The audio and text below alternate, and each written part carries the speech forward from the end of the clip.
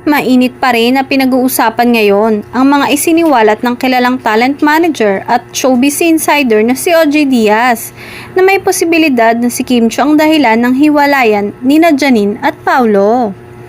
Marami naman sa mga tagahanga nina Paulo at Janine ang hindi makapaniwala sa balitang ito dahil sa pagkakaalam nila ay masaya naman ang relasyon ng dalawa.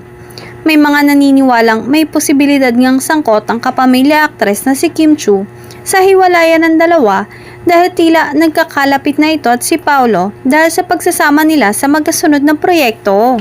Hinala pa ng maraming mga netizens na baka hindi umano kinaya ni Janine ang pagiging malapit ni na Kim at Paulo sa harap at likod ng kamera. Sa kabilang banda, nauna nang iginiit ni Paulo Avellino na walang namamagitan sa kanilang dalawa ni Janine at magkaibigan lamang umano silang dalawa. Nakiusap naman ang aktor na tigilan ang pagdawit sa pangalan ni Kim Chiu dahil pawang walang katotohanan ang mga ibinibintang ng aktres ang naging dahilan ng hiwalayan di umano nila ni Janine.